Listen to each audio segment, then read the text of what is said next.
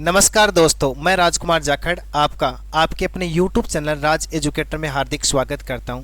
कैसे हो दोस्तों? सभी अपनी रीट की प्री एग्ज़ाम के लिए शानदार प्रिपरेशन के लिए कमर कस ली होगी। आज की इस छोटे से सेशन के अंदर हम रीट को लेकर के बहुत सारी चर्चा करेंगे। किस प्रकार से हम रीट को आसानी से क्रैक कर सकते हैं, क्या पढ़ें, क्या छोड़ें और कहां से पढ़ें, ये सारी की सारी जो रणनीतियां हम लेकर के आए हैं आपके सामने, जो आपके लिए बहुत अधिक काम की है और बहुत अधिक लाभदायक साबित होने वाली है। क्योंकि हमें कम समय के अंदर बहुत शानदार प्रिपरेशन करनी है। कौन रीट प्री एग्जाम देगा, कौन नहीं देगा, ये सारी की सारी जो बातें आज के इस छोटे से सेशन में हम करने वाले हैं।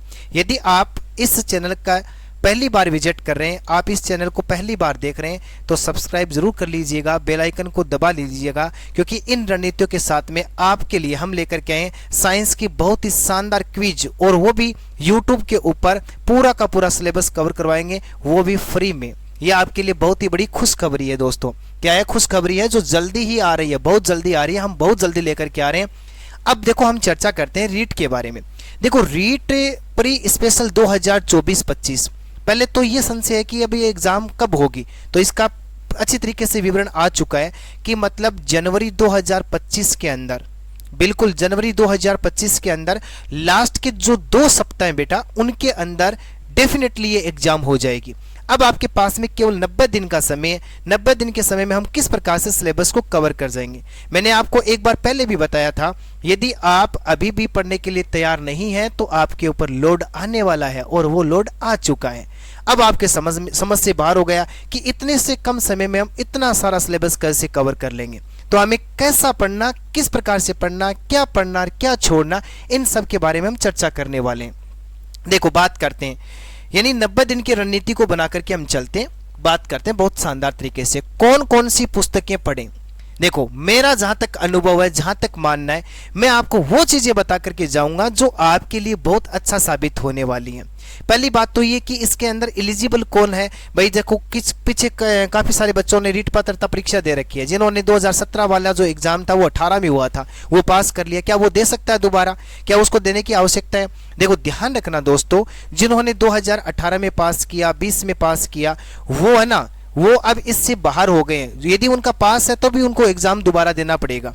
जिन बच्चों ने, जिन मेरे दोस्तों ने 2022 में जो रीट पात्रता एग्जाम हुआ, उन्होंने उसको यदि पास कर रखा है तो उनको देने की आवश्यकता नहीं है। लेकिन काम की बात यह कि एग्जाम चाहे आपने पास कर रखी हो या नहीं कर रखी हो, एग्जाम पास करने वाले मेरे दोस्तों को भी एग्जाम देना है, ताकि पेपर का आपको फिर से कॉन्फिडेंस आए और फिर से आप अपनी प्रिपरेशन में 4 चांद लगाएं। देखो, रीट प्री के साथ साथ में आपको मेंस जो एग्जाम है, यानी ग्रेड 3 का भी आपको प्रिपरेशन शानदार तरीके से करना है। मैं अभी कह देता हूं, बता देता हूं आपको, जिस प्रकार से ये नोटिफिकेशन आया उसी प्रकार से वो नोटिफिकेशन भी आपके सामने अचानक आ जाएगा। तब देखो, आग लगने पर कुआं खोदने वाली लोकोक्ति याद आएगी कि अब क्या करें, अब पछतात होत क्या जब चिड़िया चुग गई खेत। फिर कुछ होने वाला नहीं है दोस्तों। तो अभी से रीट प्री एग्जाम के साथ साथ में इस मेन एग्जाम के लिए भी हमें शानदार सी प्रिपरेशन करनी है। देखो, रीट प्री के लिए हम क्या पढ़ें? सबसे पहले मैं हिंदी की बात करूं, हिंदी के लिए सबसे शानदार पुस्तक की यदि बात करते हैं तो व्याकरण रचना पढ़ो ना। कहां इधर उधर भटक रहे हो? व्याकरण रचना पढ़ो। 9th से लेकर के 12th के लिए जो व्याकरण रचना आ रही है उसके ऊपर ही हमें जाना है। और यदि सपोर्ट चाहिए तो कहीं और जाना है तो आपको, मेरा जहां तक मानना है, आपको जाना होगा डॉक्टर राघव प्रकाश की रचना के साथ में। बहुत ही शानदार लेखन किया हुआ है, और जो डॉक्टर राघव प्रकाश की जो रचना है, यानी व्याकरण की जो बुक है दोस्तों, मानकर के समझना, रीट के लिए एक रामबाण साबित होने वाली बुक है। यानी व्याकरण रचना के अलावा आपको सपोर्ट करेगा यहाँ पर डॉक्टर राघव प्रकाश जी, बिल्कुल है। अब देखो, जिसकी देखो पहला लैंग्वेज हिंदी था, अब हिंदी के साथ में मुझे पता है कि अधिकांश जो मेरे दोस्त हैं वो संस्कृत को ही फ्रेंड बनाते हैं और संस्कृत को लेकर के आगे बढ़ना चाहते हैं। अपना सिस्टम सीधा सीधा है, 30 क्वेश्चन साइकोलॉजी के हैं, 30 अपने पास में हिंदी के हैं, 30 अपने पास में सेकंड लैंग्वेज यानी आपने इंग्लिश लिया तो इंग्लिश के हैं, या 30 अपने पास में संस्कृत के हैं, और 60 अपने पास में सब्जेक्ट के हैं। ठीक है, अब संस्कृत को कैसे पढ़े? तो देखो, ज्यादा दिमाग लगाओगे तो फंस जाओगे। एक अनुभव के साथ में मैं बता देता हूं, साफल्यम के पास में चले जाना। और साफल्यम की यदि बात करते हो, साफल्यम लेकर के आए थे लोकेश शर्मा जी।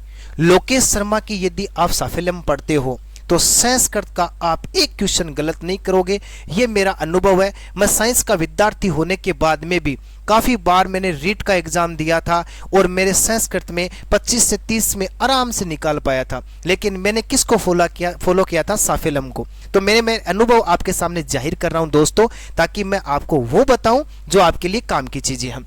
अब देखो, अंग्रेजी वाले जो दोस्त हैं वो अपने हिसाब से देखेंगे भाई, सामाजिक वाले। अब देखो, सामाजिक विज्ञान और विज्ञान वाले विद्यार्थी को आपको क्या करना है, सीधा सीधा बता देता हूं। छठी से लेकर के 12वीं तक की जो अपने पाठ्यक्रम की पुस्तकें हैं उनको फॉलो करना है।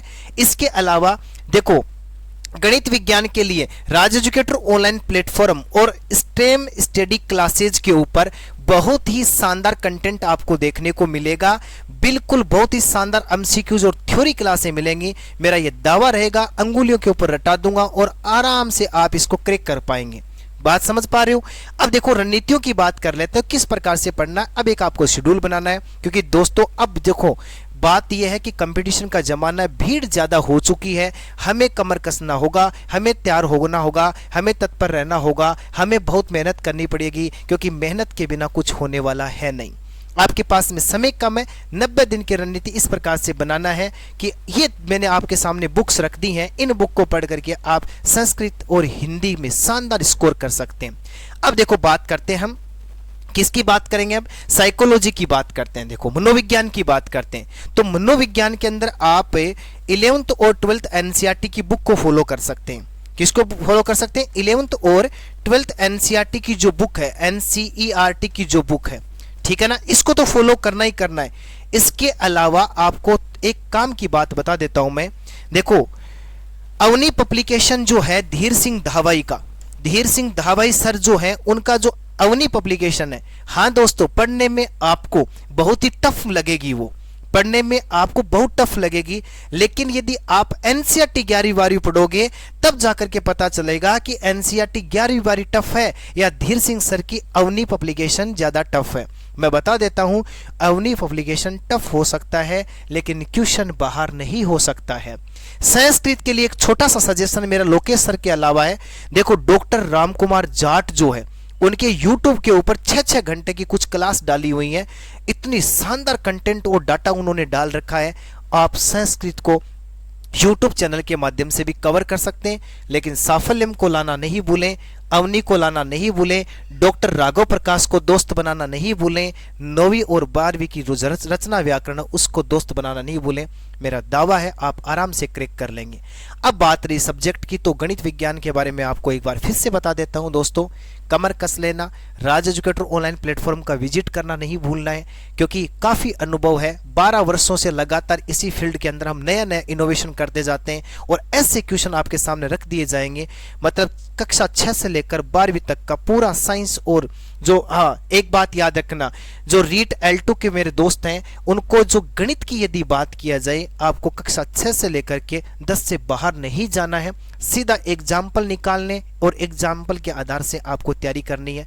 बिल्कुल अब कमर कस लो, समय आ गया है कुछ करने का, कुछ पाने का। कुछ देखो, खोने के लिए हमारे पास से कुछ नहीं है, लेकिन पाने के लिए हमारे पास बहुत कुछ है। यह आपके सामने मेरा एक छोटा सा सेशन था, जिसके माध्यम से मैंने आपको रीट के बारे में रूबरू करवाया, जो आपके लिए काम का और फायदेमंद होने वाला है। Thanks a lot.